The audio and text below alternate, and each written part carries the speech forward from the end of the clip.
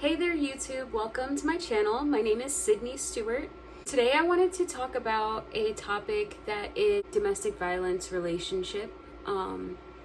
So I was in a relationship for 3 years. I met a guy, his name is, I'm not going to disclose it. I really did believe that I was in love, and I'm just going to start from the beginning.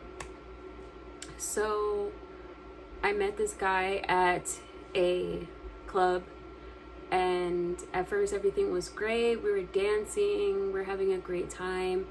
He got my number and I was just really happy, and I had thought, oh my gosh, this is my soulmate. This is the guy that I'm going to spend the rest of my life with. And I thought that I was truly in love. As time passed, we were constantly in communication. The next day we were texting. He had came over again. Every day we hung out. There wasn't a day that we didn't hang out. I was growing more and more in love with him every day. But unfortunately I didn't know that I was falling in love with a narcissist, sociopath. And he was very nice in the beginning. He offered to help me move because I had just moved from Anaheim down back to San Diego, and he offered to help me move. He drove the U-Haul truck for me. He was very friendly, very nice, very goofy, and I was so happy and I was so in love. And we were together for 3 years, and slowly, little by little, things began to change. Like, it started with him just getting angry about certain things that he once actually loved. Like, in the beginning of our relationship, he loved all of my food, like all of my meals. Like, he would take pictures of them and post them on his social media, and he was just very proud to be with me. And he was very, like, he showed that he was grateful for everything that I would do, all the food I would cook, everything. Like, he just expressed his gratitude with a big heart, and I was just like, wow, like, I can't believe I found him.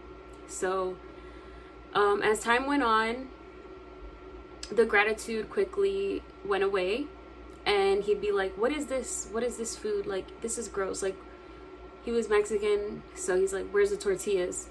And I have nothing wrong with tortillas, but you know, I like to make like salmon and chicken, and so, but even despite that, I learned how to make Mexican food, and nothing was ever good enough for him.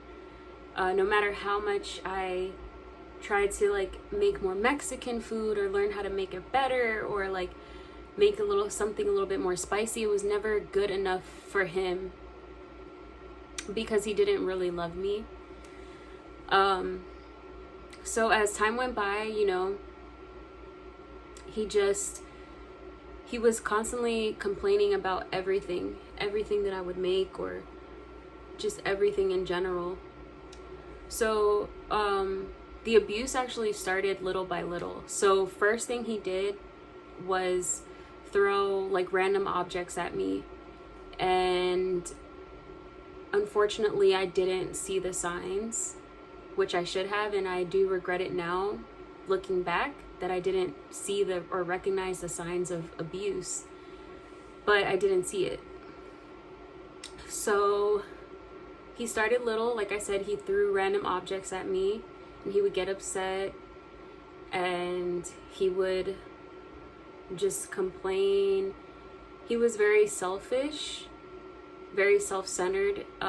He wanted things to be about him, and when they weren't, he would have a tantrum like a 5-year-old, and just, I would have to cater to him. I would have to, okay, like, I'm gonna change my demeanor, I'm gonna change everything that I have going on just so he could be more comfortable.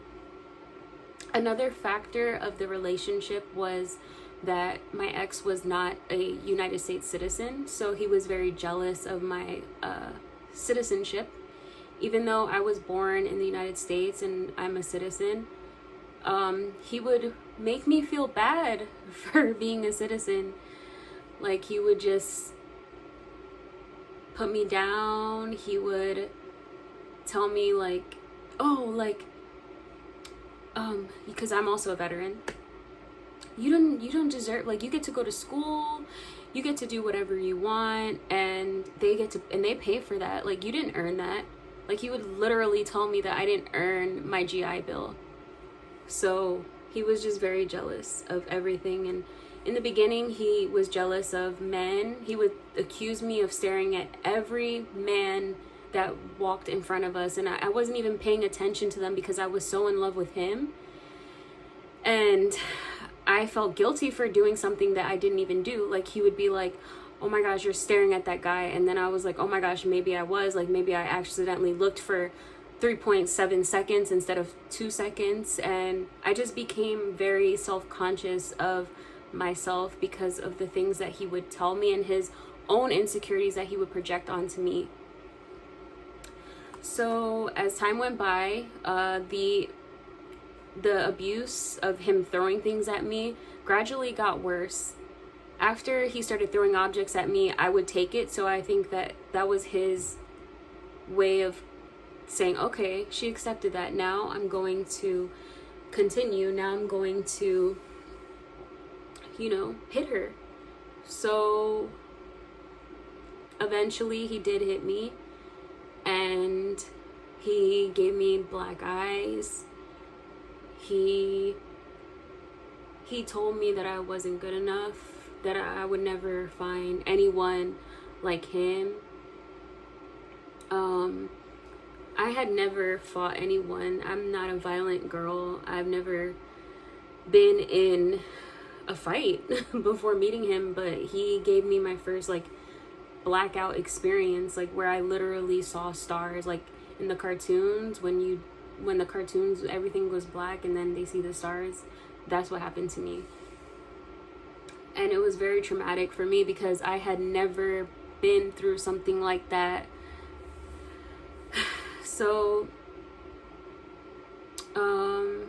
I'll just give a little backstory to the first time he actually gave me a black eye. So we were riding in his car, my car that he drove.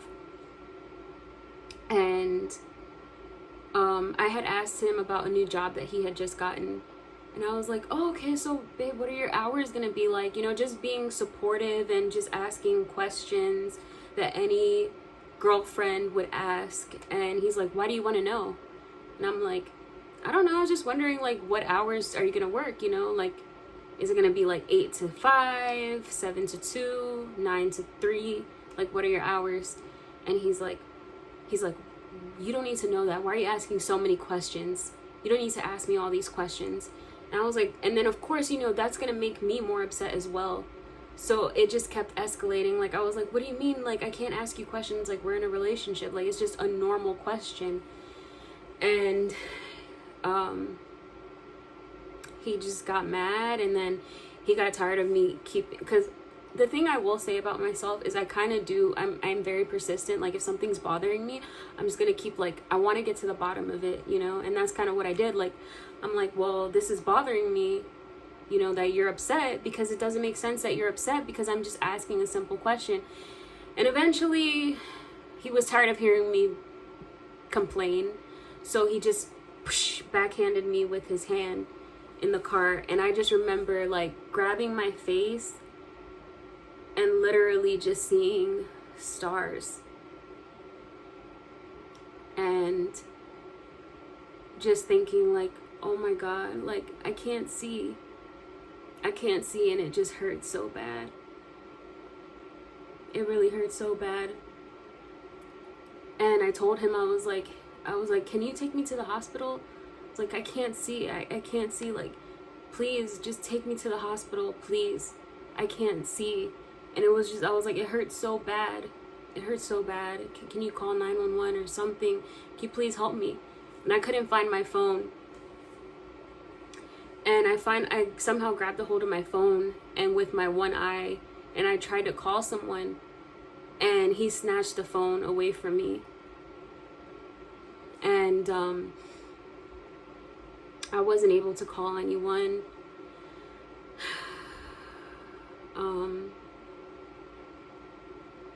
I just was very, very scared.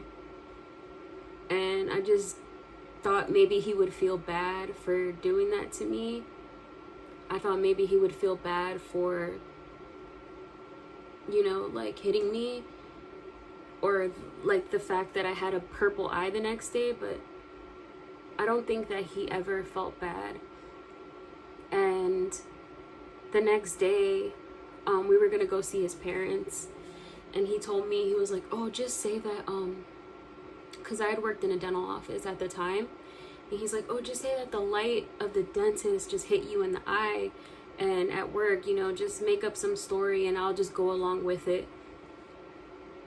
So that's what I did. I just kept making up stories, and to be honest, it just kept getting worse and worse and worse, and more things happened. He gave me bloody noses. He hit me. He always said sorry after every time. He always said, oh, I'm sorry, babe, I'll never do this to you again. I love you so much. I never want to hurt you. You know, that's not my intention. And, you know, he just kept doing it, you know, and he never stopped. He never stopped. And if there's any girl listening to this video, just think, like, is this what you want for the rest of your life? Do you want to be with someone who's never gonna stop?